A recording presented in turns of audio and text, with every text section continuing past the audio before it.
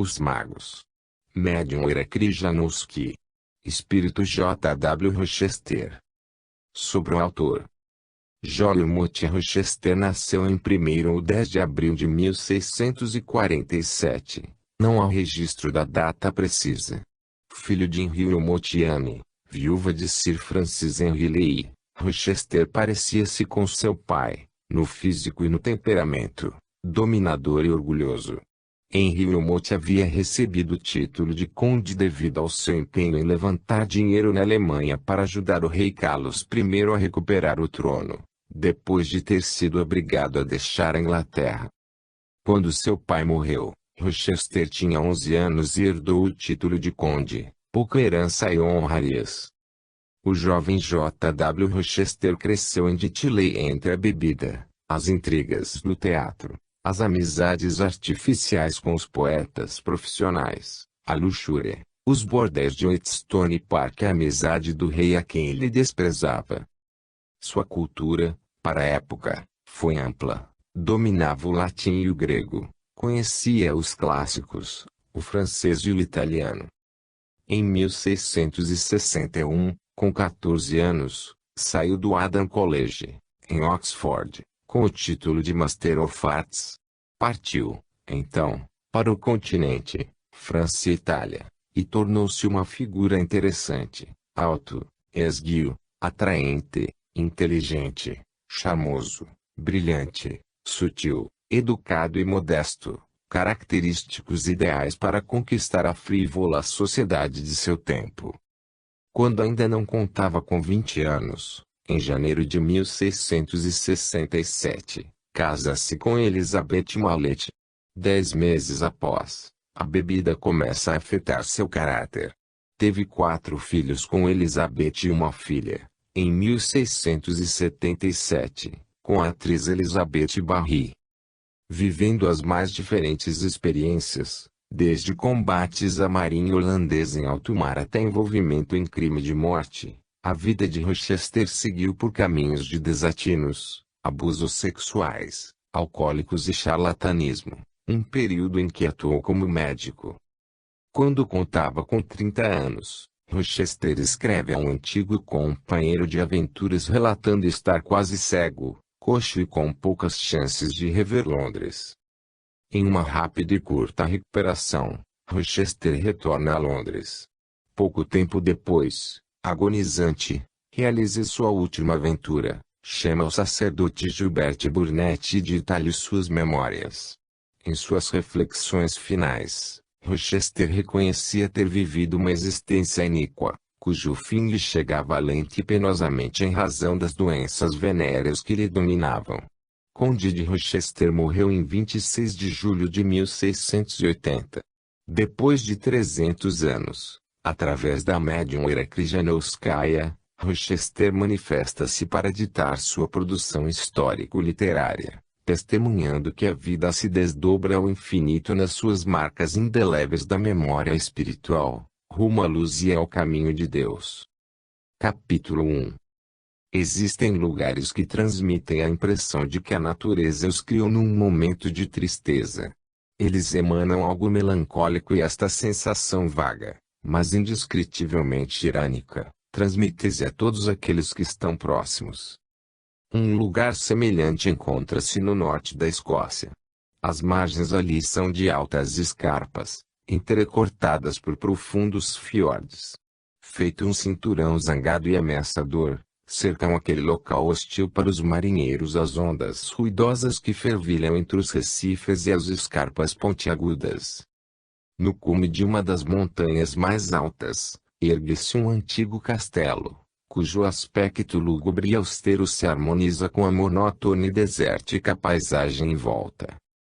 A julgar pela pesada e compacta arquitetura, pela espessura das paredes enegrecidas, pelas estreitas e fundas janelas em forma de seteiras, ele bem que poderia ser atribuído ao século XIII, mas, devido a seu aspecto extremamente conservado, começava-se a duvidar se aquilo não seria um capricho de algum ricaço, maníaco por obras da Idade Média. De fato, nas duas espessas torres redondas, nenhuma meia faltava. Os muros da fortificação estavam totalmente intactos, enquanto que o largo fosso, do lado do planalto que cercava o antigo castelo, estava cheio de água, protegido por pequenas torres e uma ponte levadiça com grade de proteção. Mas essa sensação de modernidade só se sentia enquanto o castelo era visto de longe. Ao se aproximar, o viajante convencia-se de que por debaixo de rochas maciças, aqui e ali, irrompiam o líquen e o musgo, e de que somente os muitos séculos poderiam dar uma coloração negro-cinzenta àquela antiga fortaleza rude e retirada, que parecia grudar-se à montanha como um ninho de águia esculpido. Do lado do continente, os arredores também apresentavam um aspecto tristonho e pouco agradável. Aos pés do castelo estendia-se um vale, coberto de urze e recortado por profundos barrancos, e, só ao longe, numa elevação, divisavam-se o campanário pontiagudo de uma igreja e as casinhas de uma aldeia, mergulhadas na vegetação. Do mesmo lado, de dentro das paredes do castelo, podia-se enxergar o verde dos seculares carvalhos e olmos. Mas, se o aspecto externo do castelo parecia transportar o viajante para alguns séculos antes, a ampla e magnífica estrada, que recortava o altiplano, acabava por demolir a ilusão e fazia voltar à realidade da cultura do século XIX. Num dia encoberto de agosto, por essa estrada bem mantida e arborizada vinham duas carruagens. Na primeira, de tamanho menor e aberta, estavam sentados um jovem e uma jovem que trajavam um vestido azul escuro e um chapéu da mesma cor. Essa tonalidade escura acentuava ainda mais a brancura ofuscante de sua tez e a excepcional cor pálida de seus cabelos loiros, que poderiam ser tomados por brancos, não fosse um leve matiz dourado que lhe conferia um toque especial. A segunda carruagem era uma espécie de um grande e amplo furgão, provido na dianteira de um assento baixo, no qual estavam acomodados um homem de meia idade e uma camareira idosa, de pouca conversa. Os nossos leitores provavelmente reconheceram nos dois primeiros viajantes Ralph Morgan ou, por outra, o príncipe Supramati e a sua esposa Nara, que iam ao seu castelo. Eles levavam consigo uma arrumadeira idosa, cegamente fiel a Nara, Tortoise, de cuja dedicação, discrição e humildade todos podiam ficar certos. Os jovens estavam calados, contemplando ora aquela paisagem tristonha, que se abria diante de seus olhos, ora a silhueta escura do castelo, que se desenhava em massa negra no fundo cinzento do firmamento. O tempo piorou. Do oceano assobiavam rajadas de vento, o horizonte cobriu-se de nuvens negras e o rugir da tempestade tornava-se cada vez mais audível. Pelo jeito o velho castelo quer nos recepcionar com um furacão não muito amigável, observou sorrindo Supramati. Oh! Já estaremos em casa quando a tempestade desabar. Desta altitude, a visão do mar bravio é terrificante, ainda que um espetáculo grandioso, observou Nara. Narayana, pelo visto, apreciava este local. Em sua pasta eu encontrei uma foto do castelo, prosseguiu Supramati. Entretanto, para o incorrigível Pandegu, que só se sentia bem em meio da algazarra e agitação da sociedade, este local desértico e retirado, respirando tristeza, não possui nenhum atrativo. Você se esquece de que Narayana era um imortal. Era justamente uma vida desregrada que o deixava abatido espiritualmente e, nessas horas, nada se harmonizava melhor com as suas tempestades morais do que o caos dos elementos desenfreados. Ele realmente apreciava este abrigo em momentos difíceis. Os adereços internos do castelo e a sua conservação são uma obra de Narayana. Foi por isso que eu lhe sugeri vir para cá e estudar a magia inferior. Nenhum local é melhor adaptado do que este, pois ele era um mestre em assuntos de decoração e instalações, quer se trate de um buquê de flores ou de um laboratório, concluiu Nara. Entre mentes, a carruagem, atrelada a cavalos de puro sangue, percorreu rapidamente a distância que o separava do castelo, Atravessou a ponte levadiça, passou por baixo dos portões abobadados e parou junto à entrada, coberta por lajes de pedra. Na ampla e escura antessala, que, pelo visto, outrora servia de sala de armas, eles foram recepcionados por administradores, um velho calvo de barba prateada, uma governanta idosa e alguns criados de rostos enrugados e carrancudos. Somos recebidos por um verdadeiro acervo de antiguidades. Estou começando a achar que Narayana reuniu aqui essas pessoas por coquetice, observou Supramati, subindo a escada e a muito custo contendo a vontade de dar uma gargalhada. Narayana não gostava de pessoas indiscretas. Ao encontrar pessoas leais, que viam e ouviam somente o que podiam ver e ouvir, para esquecer tudo em seguida, ele tentava prolongar ao máximo a vida delas. A maioria dos criados já alcançou uma centena de anos, assegurou Nara com um leve sorriso nos lábios.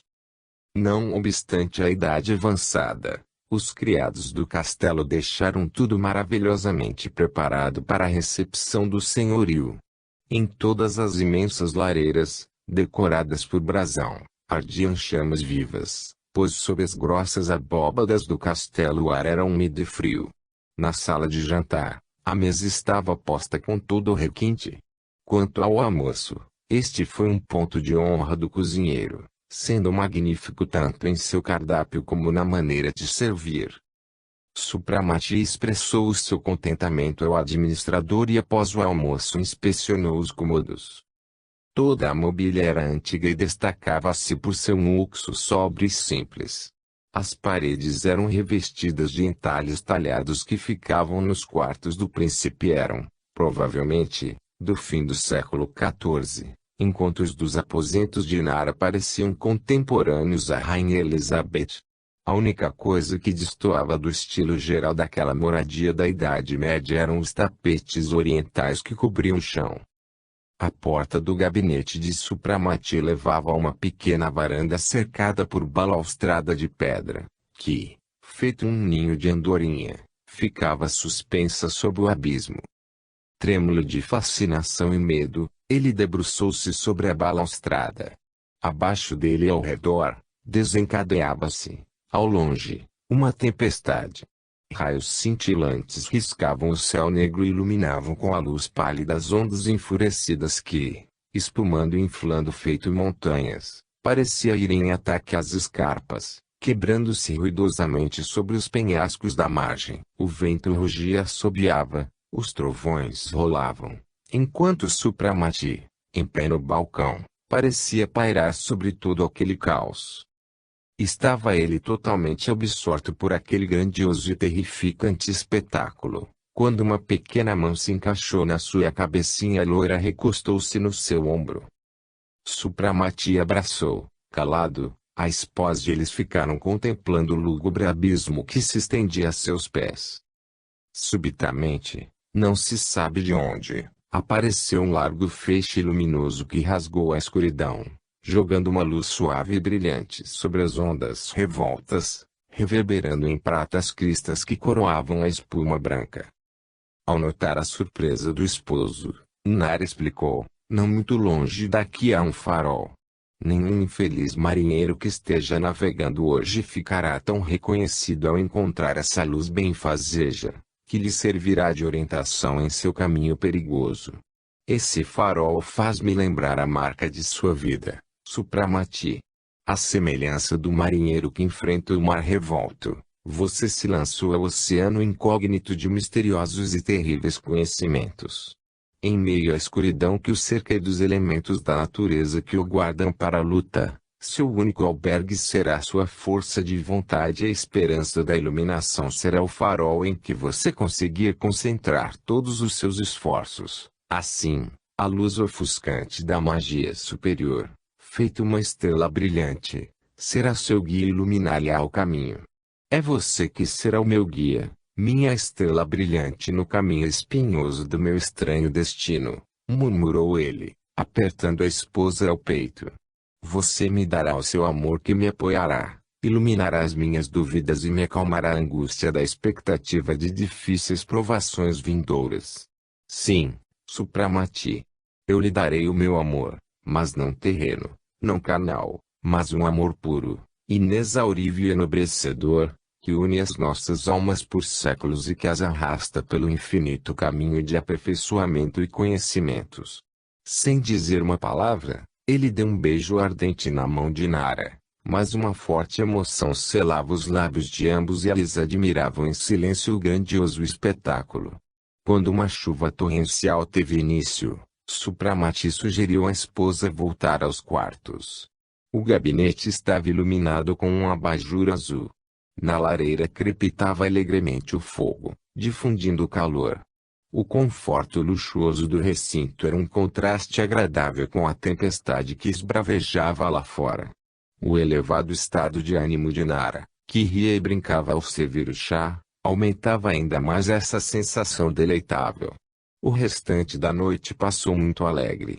No entanto, como os cônjuges se sentiam um pouco cansados devido à viagem ou talvez quisessem ficar sozinhos para se entregarem aos seus pensamentos, eles se retiraram cedo para os seus aposentos. Supramati deitou-se na cama, mas o sono fugia-lhe.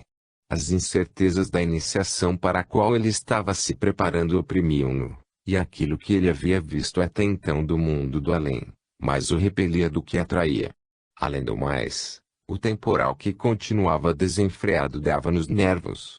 Na profunda paz da noite, ouvia-se, com nitidez mórbida, o assobiar e o gemer do vento na lareira, o rugir do oceano. As ondas furiosas que batiam na margem pareciam sacudirem o penhasco e faziam tremer o velho castelo nele localizado. Para mudar o rumo dos pensamentos, Supramati começou a examinar os objetos em volta. Nos tapetes que cobriam as paredes estava representado um combate. O vencedor, de joelhos aos pés de uma dama, era agraciado por ela com uma corrente de ouro. O desenho deixava muito a desejar. O rosto pálido da senhora do castelo e do cavaleiro eram terrivelmente feios. Supramati desviou o olhar para um retrato pendurado bem em frente dele, iluminado por uma lâmpada que pendia do teto. O retrato foi pintado sobre madeira e representava uma mulher vestida de preto, com um véu na cabeça. O trabalho do retrato era imperfeito. No entanto, percebia-se que era obra de um verdadeiro artista, pois, no rosto achatado e branco, saltavam dois olhos azuis, aos quais o pintor conseguiu imprimir uma expressão desesperadora de amargura, que despertava piedade por aquela mulher, agora cinzas de muitos séculos atrás. Sim, tudo aqui falava do passado fenecido e da fragilidade da vida humana. As alegrias e as tristezas de tantas gerações extintas foram tragadas pelo misterioso mundo invisível. Subitamente, uma angústia e medo diante da vida infinita, que se estendia à sua frente, apertaram dolorosamente o coração de Supramati. Esquecido de tudo, ele começou a pensar sobre os acontecimentos inusitados que deram um rumo tão estranho à sua vida. Feito um caleidoscópio, projetavam-se diante dele os anos de sua vida pobre e laboriosa na qualidade de médico, suas pesquisas científicas e o medo involuntário da morte, que ele sentia devido à tuberculose a minar-lhe a saúde. Logo depois, feito um verdadeiro gênio das 1001 noites, surgiu Narayana e transformou o pobre e moribundo Ralph Morgan no príncipe Supramati, um milionário imortal. Ele refez mentalmente uma nova viagem às geleiras junto com seu misterioso acompanhante, ouvindo a sua narrativa sobre as maravilhosas propriedades do elixir da longa vida. Relembrou o seu primeiro encontro com Nara, seus encontros com os outros imortais e o ingresso na Irmandade dos Cavaleiros da Távola Redonda da Eternidade, no férico Palácio de Graal. Por fim, ele se recordou de sua viagem à Índia e de quando conheceu o mago Ibramar, que se tornou seu protetor por muitos séculos. Ao se recordar do último, a inquietante angústia que lhe oprimia a alma dissipou-se imediatamente. Poderia ele desanimar quando tinha um protetor tão poderoso, uma esposa fiel que o amava e um amigo como Dakir, seu irmão pela imortalidade. Por que não passar por aquilo que os outros passaram? Sem dúvida, a carne é impotente e treme só de tocar em forças ocultistas. Mas não estava ele dotado de vontade para derrotar aquela fraqueza. No mesmo instante, ele foi dominado por um forte desejo de aconselhar-se com Ebramar, confessar-lhe os seus receios e pedir-lhe apoio e conselho. Supramati levantou-se rapidamente e decidiu experimentar o presente que lhe dera o mago no dia em que ele deixava o castelo no Himalaia. Ebramar havia lhe dito que com auxílio daquele objeto ele poderia chamá-lo, se sentisse uma necessidade imperiosa. No sofá, encontrava-se uma pequena mala com diversos objetos ocultistas que sempre gostava de ter à mão e que ele próprio arrumava e não deixava que os outros tocassem. Ao abrir a mala, retirou uma caixa redonda, de tamanho de um prato e com cerca de 10 centímetros de altura. A caixa era executada em uma espécie de metal branco, parecido com prata, mas com matizes multicolores que lembravam madrepérola. Na tampa estavam gravados uns símbolos fosforescentes estranhos. Já não era a primeira vez que Supramati examinava curioso aquela caixa. Agora, também, revirando-a com as mãos, levou-a até o ouvido, pois pareceu-lhe que em seu interior alguma coisa crepitava. E de fato, da caixa vinham sons e barulho de ar comprimido, tal qual pode-se ouvir encostando-se uma concha no ouvido. Balançando a cabeça, ele sentou-se, colocou a caixa sobre a mesa e apertou um sinal movediço no centro da tampa, como lhe fora ensinado por Ebramar. Ouviu-se um ranger seco e a tampa se abriu. Do interior da caixa desprendeu-se um aroma sufocante e o bafejar de ar quente, que lembrava a Supramati aquele ar que ele tinha respirado à noite durante a sua permanência no castelo do Himalaia. Inclinando-se curioso para saber o que havia dentro da caixa, ele não viu nada além de uma névoa cinzenta que pairava no fundo, sendo que este era tão escuro, que parecia não ter fim. O que era totalmente incrível para um objeto com 10 centímetros de profundidade. Sem conseguir entender mais nada, ele se limitou a executar fielmente as instruções de seu mestre e começou a olhar para dentro da caixa. Poucos instantes depois, no fundo surgiu um ponto vermelho. O ponto rodopiava, aproximava-se e aumentava rapidamente. De chofre! Um grito de assombro soltou-se dos lábios de Supramati. Diante dele, em forma de uma névoa nítida, surgiu a formosa cabeça de Ebramar, envolta num suave vapor prateado. Os grandes olhos ígneos do mago fitavam-no com um profundo e límpido olhar, os lábios sorridentes abriram-se em sorriso e a voz bem familiar pronunciou surdamente: "Saúdo, meu filho. Não se assuste. O que você vê não é milagre e tampouco uma bruxaria, mas uma simples adjunção das leis da natureza. Seus pensamentos inquietos e confusos chegaram até mim e eu venho à sua presença para dizer-lhe que não desanime antes de iniciar a tarefa, e que não tema forças desconhecidas, pois o estamos protegendo. Sem dúvida, o caminho à iniciação é duro e espinhoso. Mas é grande também a recompensa para aquele que permanecer firme. Você nem imagina a felicidade que irá sentir ao descobrir a sua força astral aumentada, submetida à sua vontade disciplinada, quando você entender que já não é mais um escravo cego das estranhas e desordenadas forças, mas cônscio de suas forças, um governante dos elementos da natureza, submissos à sua poderosa força de vontade." Supramati ouvia sem entender de que maneira Ebramar, separado dele por um oceano e milhares de quilômetros, podia falar-lhe e comparecer à sua presença em forma tangível. Um tremor de pavor sobrenatural percorreu seu corpo. No mesmo instante, ouviu-se uma leve risada. "O que você vê agora, meu filho, lhe parecerá coisa normal, quando você descobrir o mecanismo que desencadeia este fenômeno. Seja paciente, firme e obstinado. Chegará a hora em que a escuridão se dissipará diante de seu olhar deslumbrado e esclarecido e se descobrirão os milagres do infinito." Ao fazer um último gesto amigável, A visão começou a empalidecer. A cabeça perdeu a definição de seus contornos, diluiu-se de uma névoa esbranquiçada e transformou-se novamente num ponto vermelho que desapareceu ao longe. Respirando pesadamente, Supramati embrulhou a caixa num pano e guardou-a na mala. Deitado na cama, demorou a pegar no sono. O que vira e ouvira impressionou-o profundamente, mas ao mesmo tempo aumentou-lhe a vontade de descortinar aquele mundo misterioso onde se manifestavam aqueles fenômenos espantosos. Sua inquietação e medo desapareceram. Só de pensar que ele, a qualquer momento, poderia se aconselhar com o poderoso protetor que, apesar da distância que os separava, estava por perto, sentiu um efeito benéfico e tranquilizador. Por fim, um sono profundo e restaurador cerrou as suas pálpebras. Acordou recuperado e bem disposto, num dos melhores estados de ânimo. O tempo também havia melhorado e os fulgurantes raios solares inundavam o mar. Até o local desértico, sob a ação dos raios vivificantes, tomou um aspecto alegre.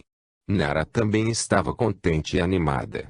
Quando, após o desjejum, Supramati expressou a sua vontade de dar uma volta para conhecer o castelo, a esposa observou sorrindo. Você terá tempo suficiente para isso. Aqui não há nada de especial para se ver, e a parte do castelo, destinada às aulas de ocultismo, eu sugiro que você veja em companhia de Dakir. Aproveitemos esta maravilhosa manhã para dar um passeio e conhecer os arredores. Depois do almoço, eu mesmo o levarei à sala que batizei de Templo da Iniciação. Diga-me, meu senhor soberano, você aprova a ideia? Com todo prazer, minha bela feiticeira. A você, eu sempre obedeço. Além do mais, confesso que um passeio ao ar puro é bem mais interessante e agradável do que ficar olhando para essas vetustas abóbadas, asseverou jovialmente Supramati. Eles deram um longo passeio a cavalo e depois desceram até o mar por uma tortuosa vereda de pedra que Nara conhecia. Para qualquer um, que não fosse um imortal, o caminho representaria um sério perigo de vida. Após o almoço, Nara puxou o marido pelo braço. Vamos ao seu futuro purgatório, acrescentou ela em tom malicioso. Junto a seu quarto havia um gabinete não muito grande, cuja entrada fora artificialmente escondida no revestimento de madeira da parede. De lá, por uma escada em caracol, eles subiram para o andar superior e foram dar num gabinete totalmente idêntico ao do andar de baixo, escuro e sem janelas como o primeiro. À luz do achote carregado por Nara, Supramati divisou no fundo do recinto uma grande porta de ferro, cheia de sinais cabalísticos em vermelho e preto. No centro de duas almofadas da porta havia um medalhão em forma de estrela pentagonal, onde eram representados desenhos simbólicos. Num dos medalhões, reproduzia-se uma serpente vermelha na ponta da cauda, carregando um achote, no outro, uma pomba, segurando no bico uma aliança de ouro.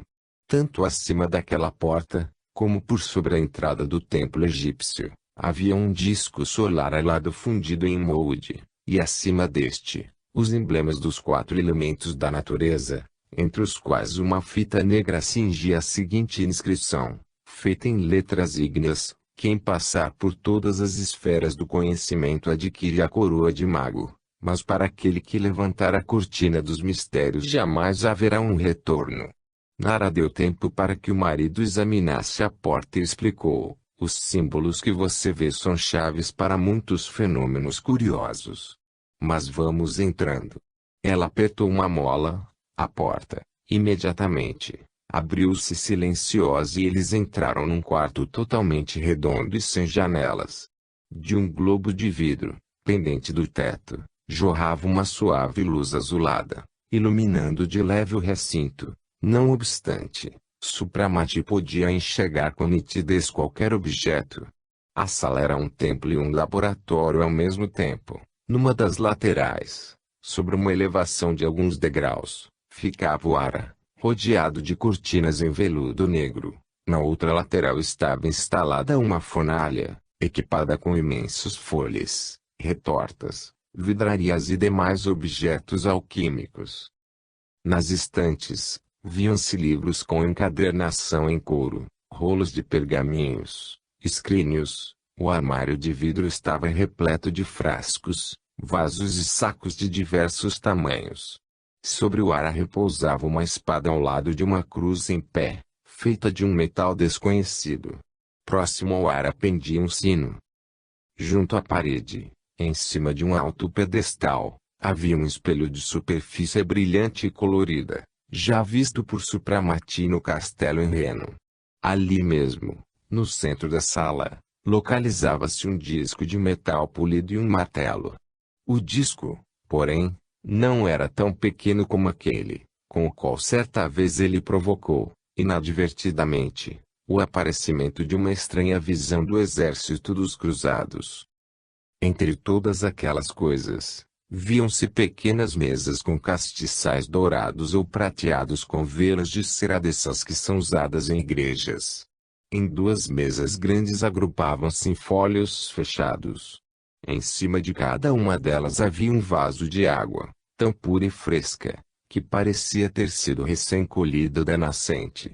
Baixas poltronas estofadas completavam a mobília do quarto. Um aroma estranho, acre e ao mesmo tempo excitante, enchia a sala.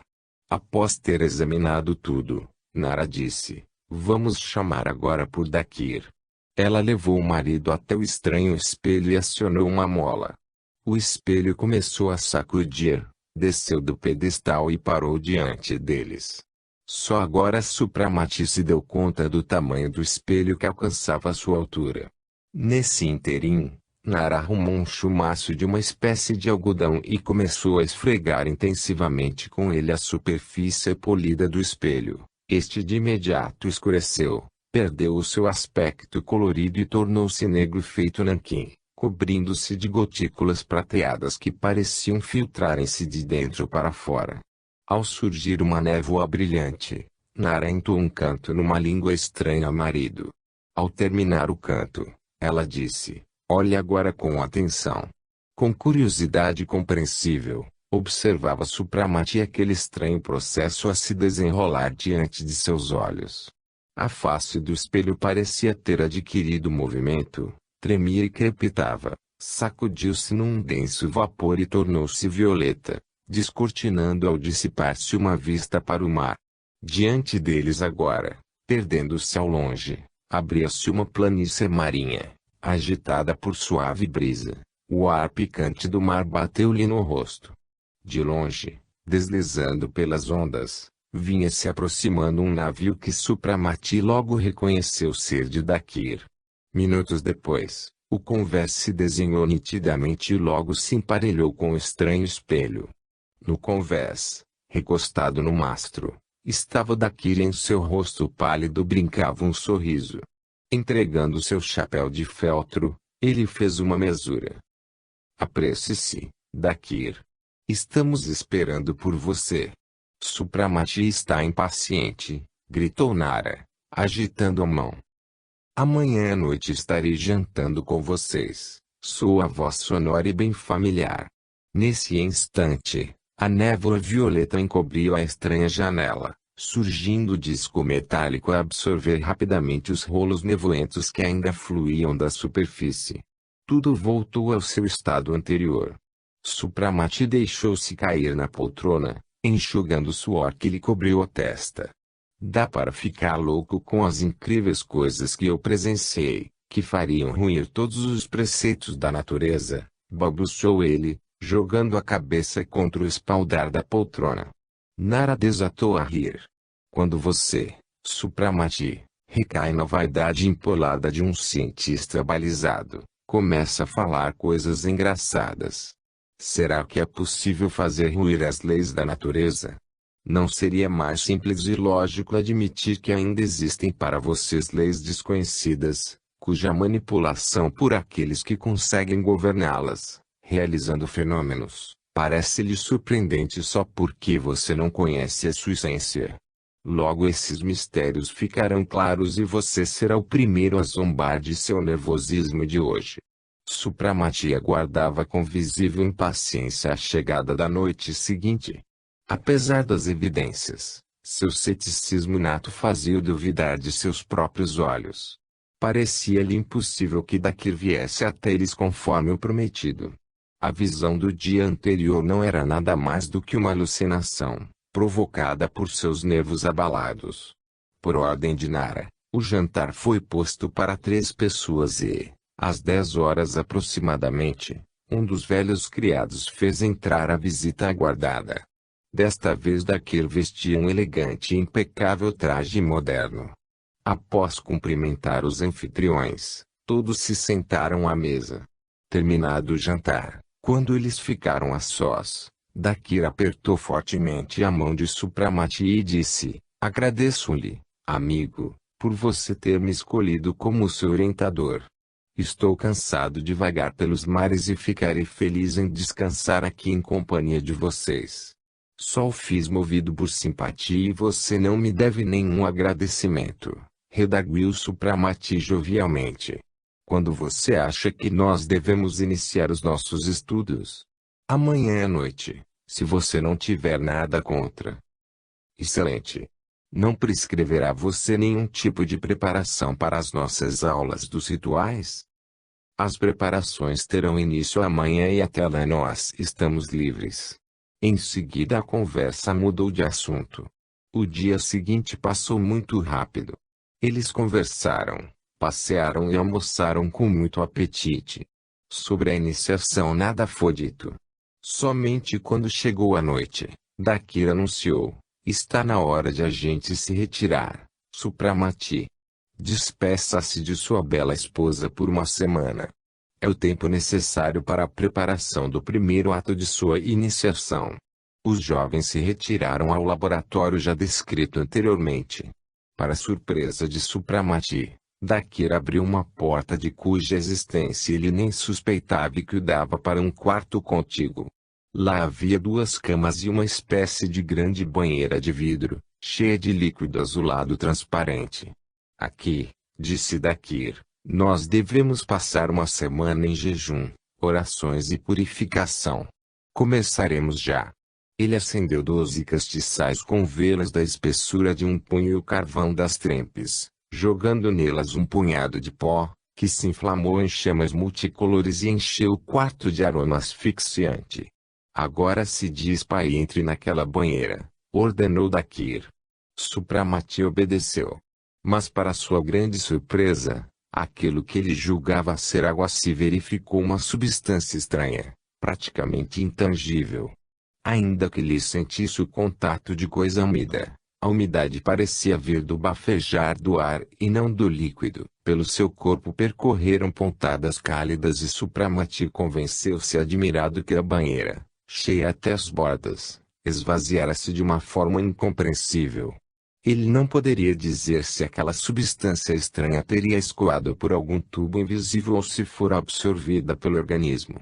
Ele somente se sentia mais calmo e mais forte, tanto que saiu da banheira bem mais aliviado e começou a se vestir. Depois disso, o tempo passava rapidamente.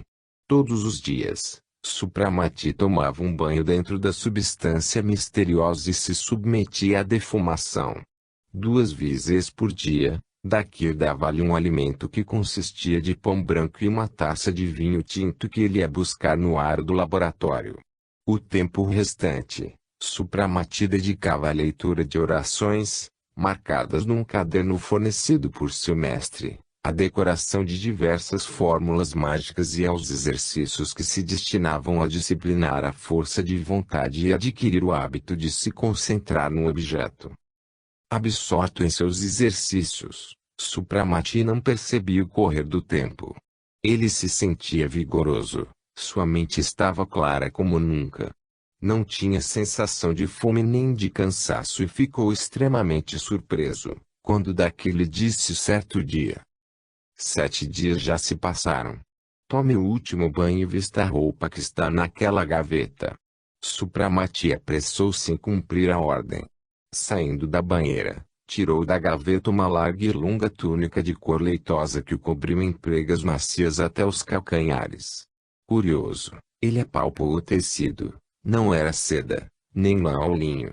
Era muito fino e ao mesmo tempo denso e fofo feito penugem. Cintilava como se salpicado por gotículas de orvalho e emitia um leve crepitar ao ser amassado. Que tecido é este? Eu nunca vi um igual, indagou Supramati. É feito a partir de fibras de uma planta mágica, respondeu Dakir, vestindo uma túnica idêntica. Em seguida, ele tirou de uma outra gaveta 2 cintos metálicos com sinais cabalísticos em relevo e uma corrente com estrela violeta. Após colocar ambos os objetos, Dakir acrescentou: coma esse pedaço de pão e tome uma taça de vinho. Depois, pegue a vela de Seraé. Ao caminho. Supramati obedeceu em silêncio. Seu coração palpitava fortemente, pois, pelo visto, chegava a hora de entrar pela primeira vez em contato com o terrível mundo invisível. Armando-se da espada que estava sobre o ara, e segurando na outra mão uma vela, Dakir prosseguiu: agora vá até a cortina no fundo do quarto. Eu o seguirei. Dominando valorosamente a inquietação que tomou conta dele, Supramati dirigiu-se para a cortina indicada, que antes passara despercebida. Assim que ele se aproximou, apesar da cortina abriu-se como se levantada por mãos invisíveis, deixando antever uma passagem estreita em forma de ponte, através de um abismo negro que se estendia pelos lados. Sem olhar ao redor, Supramati atravessou o abismo. Ergueu-se uma segunda cortina e ele entrou numa ampla sala, redonda como laboratório, mas praticamente vazia. No centro, sobre o piso de pedra estava desenhado um círculo vermelho, em volta do qual havia 4 trempes com carvões que queimavam em chamas multicolores, brancas, azuis, verdes e vermelhas. Por causa do cheiro asfixiante que envolvia o recinto, a cabeça de Supramati ficou tonta. Mas ele esqueceu de tudo ao ver Nara, que lhe sorria jovialmente. Descalça como eles, vestida na mesma espécie de túnica, a jovem estava parada no fundo da sala junto a uma corda do sino que pendia do teto. Seus cabelos soltos, que caíam até os calcanhares, envolviam-na feito uma capa brilhante. Ela estava bela como nunca. Suas feições encantadoras respiravam importância solene e vontade inabalável. Venha e fique no centro do círculo, ordenou ela. Supramati obedeceu, utilizando todos os esforços para dominar o tremor que o sacudia. Então Dakir, erguendo a espada e acenando com ela para o norte, sul, leste e oeste, entoou um estranho canto, enquanto Nara começou a bater pausadamente no sino. Os longos e plangentes sons encheram a atmosfera, acompanhando a voz de Dakir. A sensação era que se batia num instrumento de vidro. Subitamente o canto e o som do sino interromperam-se. Após um minuto de tumular silêncio, Dakir trovejou: espíritos da natureza, venham das profundezas da terra, da água, das alturas do éter e do fogo que a tudo atravessa. Servos do espaço, que movem as forças dos elementos, apareçam a nós. Com o chamado, a sala encheu-se de barulho. O vento assobiava, a terra tremia e no ar ouviam-se estalidos. Parecia que uma multidão invisível se movia empurrando uns aos outros ao redor dos presentes. O seguir, as densas nuvens encheram a sala numa névoa que, ao se dissipar, logo tornou visível um estranho exército que se apinhava junto ao círculo, fitando em Supramati os olhares flamejantes. Eram seres cinzentos de contornos indefinidos, envoltos em véus esvoaçantes. Aparentemente, eles tentavam traspassar a linha do círculo, mas o ar, de imediato, era recortado por raios e sobre Supramati surgia uma alva cruz cintilante. As massas aéreas recuaram e se dividiram em 4 grupos em volta de cada trempe. Agora os seus contornos já eram mais nítidos e podiam ser distinguidas as estranhas e horripilantes formas daqueles seres espectrais. Eles eram vermelhos feito fogo e parecia serem fundidos de ferro em brasa. Outros eram esverdeados como se feitos de espuma palustre estagnada. A única coisa que tinham de humanos eram os olhos fosforescentes. O terceiro grupo se destacava por suas formas estranhas e estava equipado de asas azuladas. Eles voejavam sem parar em torno da trempe de chama azul. Por fim, entre os rolos de fumaça negra, moviam-se os asquerosos e minúsculos seres com rostos sinistros cinza-terrosos. Tremendo e suado em bicas, olhava Supramati para aquela horripilante turba, quase deixando que a vela lhe escapasse da mão. Como num sonho, ouvia-lhe o canto que se entoou no espaço, ora harmônico, ora surdo, ora ríspido, ora desafinado. Era uma mistura de queixumes, choros, gritos de alegria e ímpetos à luz. Então, pela segunda vez, soou a voz estentória de Dakir. Espíritos da natureza. Vocês procuram por um senhor, por um campo de trabalho. Ali está o seu novo senhor. Eu os uno a ele e vocês juram obedecer-lhe e ajudá-lo. Um trovejar ensurdecedor do trovão sacudiu o castelo até as suas fundações. Raios brilhantes cintilaram por todos os lados, envolvendo por uns instantes Supramati, como se por uma retícula ígnea. A terra parecia ter se desfeito, formando a seus pés um negro abismo insondável. No mesmo instante, do outro lado do abismo, desenhou-se um arco de pedra, uma monumental passagem para o ignoto mundo de além-túmulo, envolto em trevas. Nara e Dakir agilmente se postaram junto do neófito, agarraram-no pelos braços e o empurraram para frente. Atravesse sem recuar os 4 portões do invisível ou será o seu fim, gritaram eles energicamente. Aflito, cerrando valorosamente os dentes, Supramati lançou-se para a frente e atravessou o abismo, apertando febrilmente a vela na mão. Ao passar a soleira do arco, ele se viu na mais completa escuridão. A terra estava escorregadia e parecia que a qualquer minuto poderia ruir sob os pés.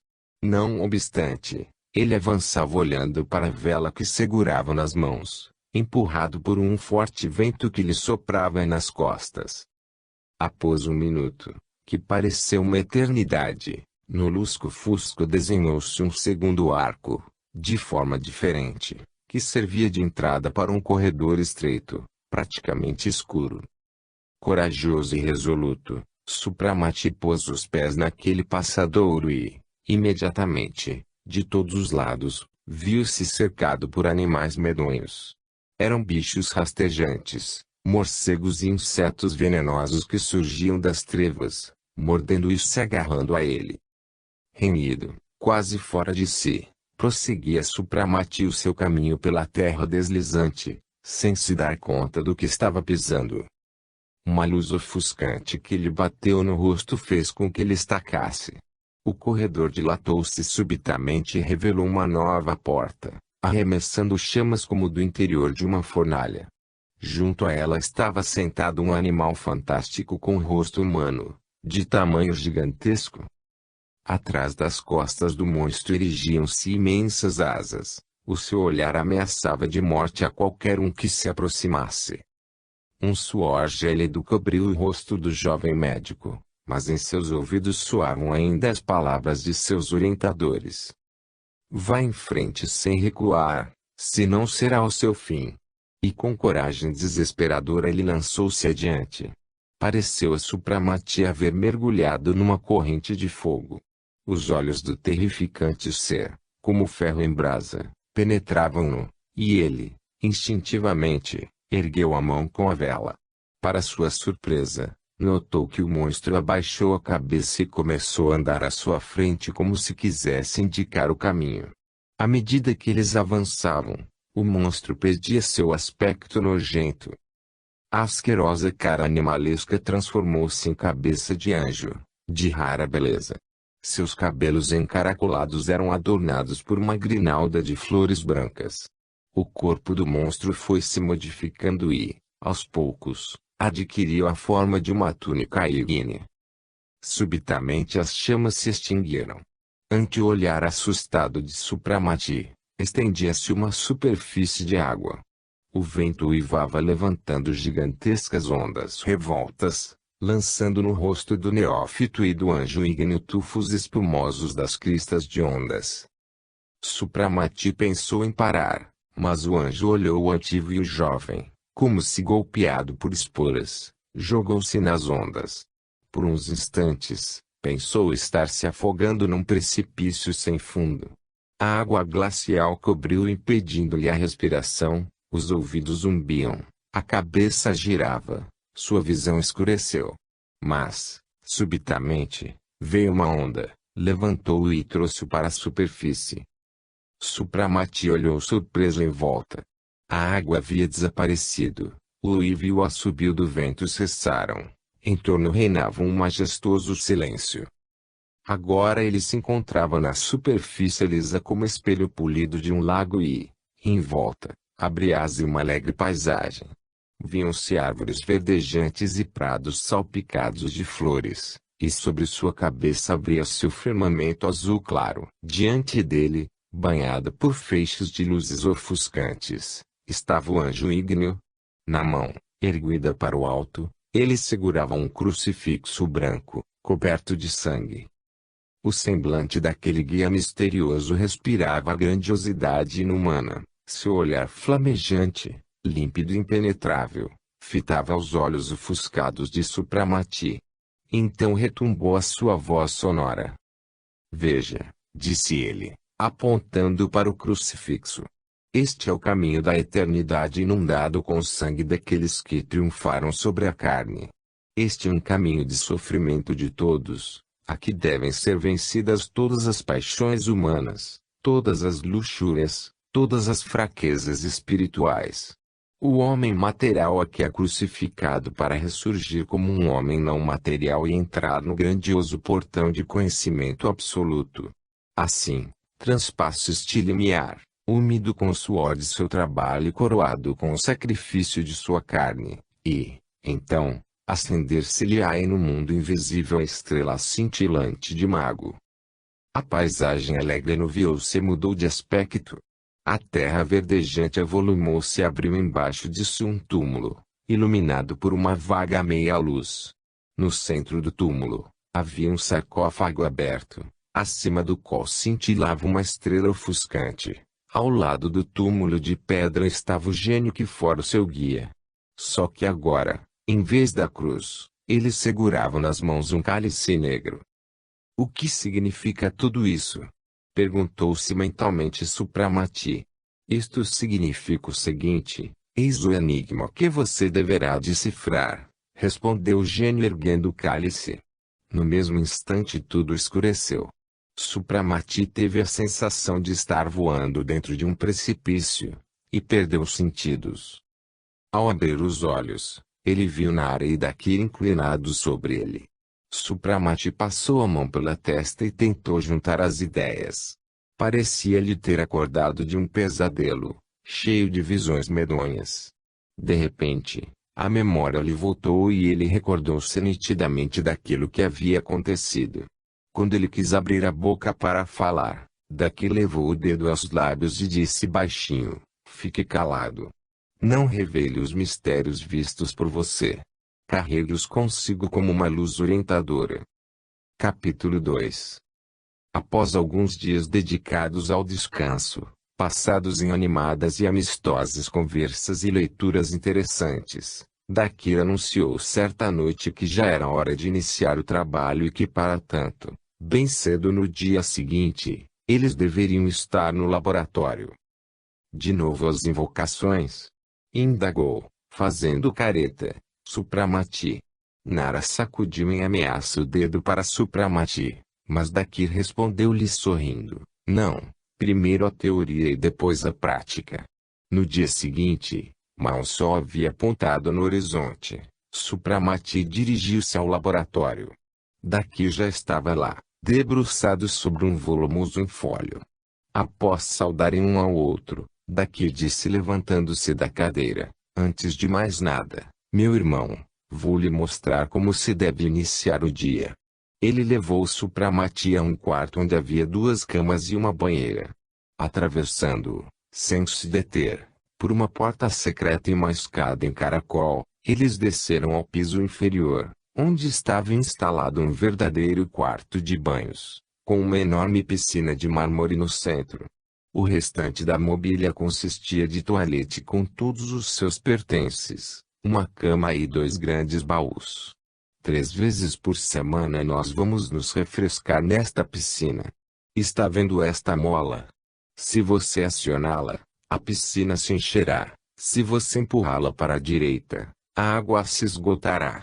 Dentro da água você irá colocar um copo dessa essência aromática que está nesta ânfora azul.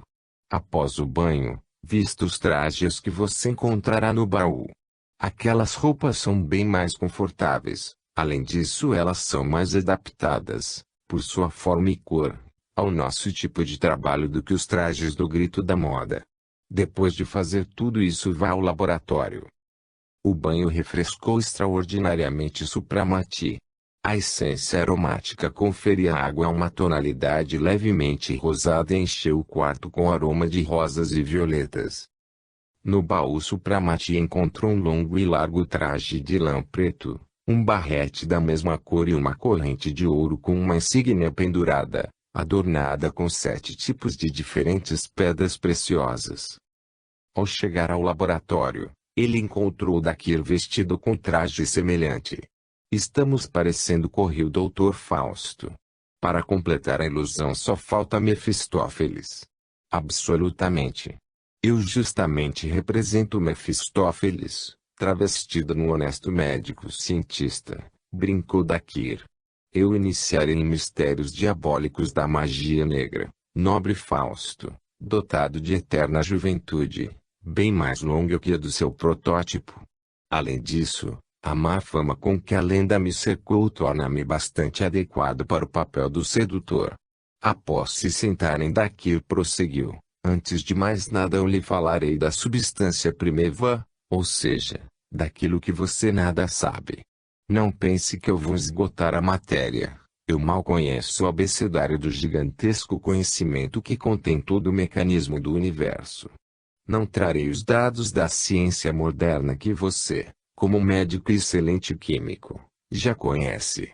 Lembrarei apenas que a ciência oficial ignora a natureza da maioria das forças geradoras físicas que nos cercam, e que, ao se estudarem os princípios ou os componentes dos corpos, são feitas novas descobertas, e qualquer corpo, considerado como simples, na verdade tem se verificado bem complexo.